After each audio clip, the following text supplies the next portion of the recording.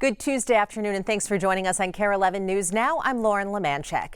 Taking a look now from our nation's capital this afternoon, where Department of Homeland Security Secretary Kristi Noem testified about Operation Metro Surge and how she handled the two deadly ICE shootings in Minneapolis.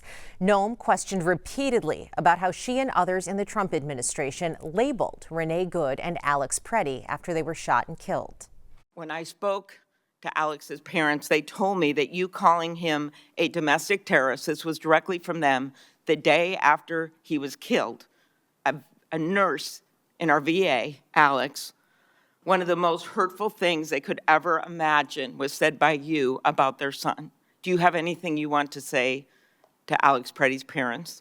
We were relying in the hours after that incident that was so horrific on information we were getting from the ground from our agents. I just asked if you had anything you wanted to say to the parents or to the family of Renee Good after you called them domestic terrorists. I can't even imagine what they have gone through in the loss of their son and the loss of their family members. But how about specifically calling them domestic terrorists without any evidence of that?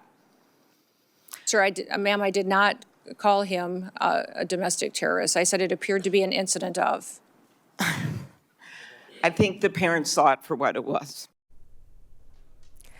Noem was also pressed on several instances where U.S. citizens were detained for days by federal agents. She says she will look into those cases. This afternoon, federal lawmakers are holding their first briefing on Operation Epic Fury as the war in the Middle East is escalating. In the last 24 hours, we've heard disagreement along party lines over whether the U.S. was truly in imminent danger when President Trump made the decision to launch the airstrikes.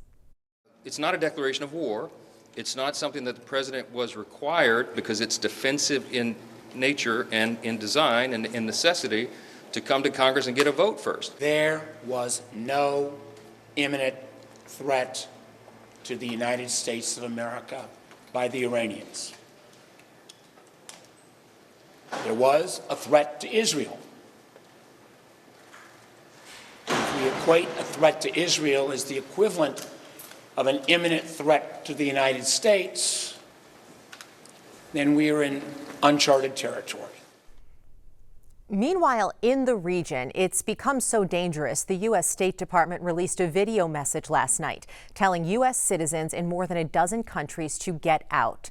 That includes Saudi Arabia, where the U.S. embassy was hit by drones. We also know the death toll of American service members is now up to 6, along with hundreds of Iranians. The war in Iran is causing the cost of oil to surge, which will hit you at the gas pump.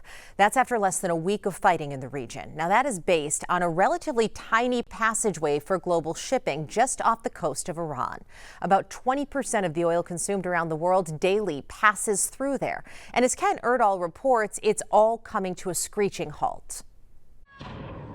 Not long after military strikes on Iran, followed by retaliation across the Middle East this weekend, a few massive tankers found themselves on the receiving end as well. Those images go a long way of persuading people that it probably isn't a journey they want to make until things have calmed down a little bit. St. Thomas economics professor Tyler Schipper says despite a vow by OPEC countries to increase oil production by 200,000 barrels a day, the passage that is key to 20 million barrels has now seen 5 tankers damaged and another 150 ships essentially stuck in limbo. Whether or not it's actually closed down, does it really matter at this point? No, because you still have companies that are going to be risk adverse. He's talking about insurance companies, which began canceling so-called war risk coverage for ships in the Gulf. Most of that oil is destined for China and the rest of Asia, meaning, in theory, the impact won't be as great in the U.S. The longer it goes on, the more likely it's going to put strain on supply chains, and we could see it put some more upward pressure on prices overall in the U.S. Some of that anxiety is already creeping in at the pump. According to GasBuddy, the national average is now at $3 a gallon, with the price in Minnesota jumping more than 21 cents in the past week and 13 cents since yesterday. I watched the price of diesel. And why? Because diesel is what is used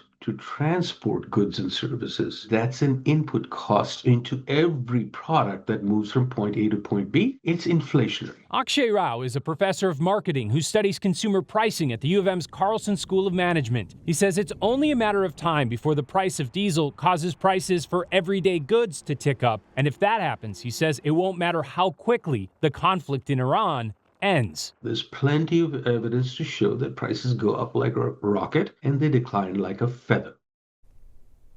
Right now, officials at the Paralympic Games are closely monitoring the situation in the Middle East as athletes arrive from around the world.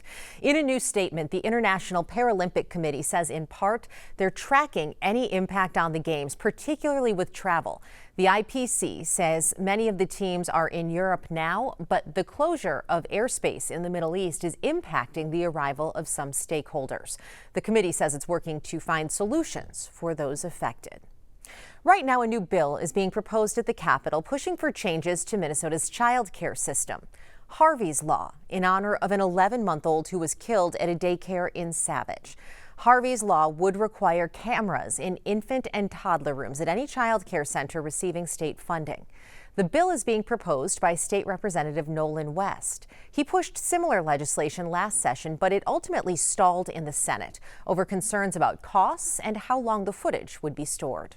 Now support appears to be building once again. A Change.org petition backing Harvey's Law has gathered more than 1,600 signatures. Advocates will also be testifying in support of this bill next week. Turning now to Becker, where it's been 4 months since a major change to the city's only post office. And this afternoon, the community is still reeling over continued problems with their mail. Since service moved to Monticello, people in Becker say important letters are getting ripped, returned, or delayed so long there are financial consequences. Ian Russell is investigating. A growing city and a growing concern.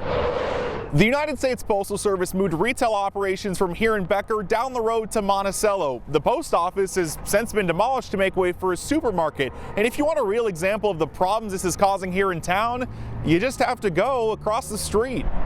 It's unfortunate because we've lost that trust and lost that faith in this agency. At Sherburne State Bank. So this is all of the return mail that we've gotten in the last probably 6 months. COO Candace Hansen can't help but feel frustrated. Things that are coming back are loan payments, mortgage payments, and it's affecting our customers' credit history. When the USPS moved out of Becker, P.O. boxes were installed at the community center.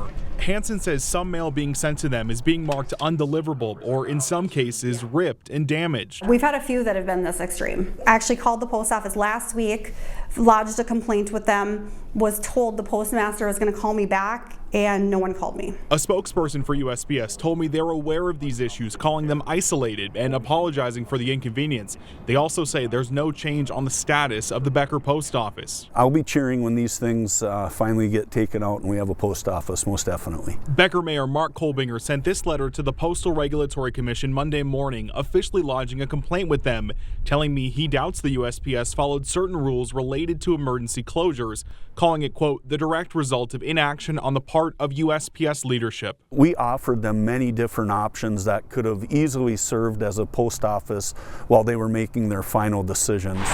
A growing frustration in the growing city, and one those here say they'll continue to push back on. Till the final whistle here, until we don't have any different avenues of appeal, we're going to keep fighting for this. In Becker, Ian Russell, KARE 11 News. Right now, the Hennepin County Attorney's Office says it's investigating Border Patrol's Greg Bovino and other federal agents for potential unlawful conduct during Operation Metro Surge. County Attorney Mary Moriarty announced the office's Transparency and Accountability Project, a new portal for people to share photos, videos, and descriptions of incidents that could include federal agents breaking the law. I do feel confident that we will be able to make charging decisions in those cases. I can't say when that will happen, but I feel very confident that we will be able to make those decisions. So far, the team, made up of county prosecutors and a civilian investigator, is looking into 17 incidents. More testimony expected in D.C. tomorrow. Governor Walz and Minnesota Attorney General Keith Ellison will be in the hot seat, speaking to the state's widespread fraud crisis. At the same time, Ellison is suing the federal government over plans to pause around $250 million in Medicaid payments. In the more than 20-page lawsuit, Ellison claims the move is illegal because the funding freeze is arbitrary and the federal government isn't waiting for the state to appeal. Ellison is also asking a judge for a temporary restraining order to keep payments coming as the legal battle plays out. New today, the Minnesota Wild and St. Paul are pitching a $600 million upgrade to Grand Casino Arena, River Center, and Roy Wilkins Auditorium, and they want the state's help. The city and team want $200 million in help from the legislature. $125 million of that would be for the arena, the rest for River Center and Roy Wilkins. The city would put up more than $162 million. That money, according to St. Paul, would come from an extension of the half-cent sales tax. The Wild would fund the rest and cover any overrun costs for the project. Mayor Herr is very well connected in the state legislature. So when I hear the fact that we're further along, it's because the mayor has taken the time and made a lot of phone calls and visiting legislators, and we're at a point that we have not been in the past. A similar attempt to get money from the state for the arena failed last year. A big vote in Washington as soon as this week could affect how you vote. U.S. senators are set to debate the Save America Act, which would require you to prove your citizenship before you register to vote. Chris Rapsky has a few fast facts on the bill. The Safeguard American Voter Eligibility Act, or Save America Act, has passed the House, and it needs 60 votes still in the U.S. Senate. The Save America bill would standardize federal election requirements for voters. So you'd have to prove your citizenship in order to register to vote. Meaning if you move, if you change your name, if you're a first-time voter, you'd have to show a birth certificate or a passport or marriage certificates to register to vote. The bill would also require government-issued ID, photo ID, to cast your actual ballot, that is nationwide. Now, supporters of this bill, mostly Republicans, say that this would close loopholes. It would ensure that non-citizens do not vote, and it would restore confidence in American elections. Opponents, mostly Democrats, argue it's a solution in search of a problem. There is not one single audit, investigation, or report that shows widespread voter fraud in any state, whether Republican or Democratic controlled. Stick with us. More news and weather is coming up after the break.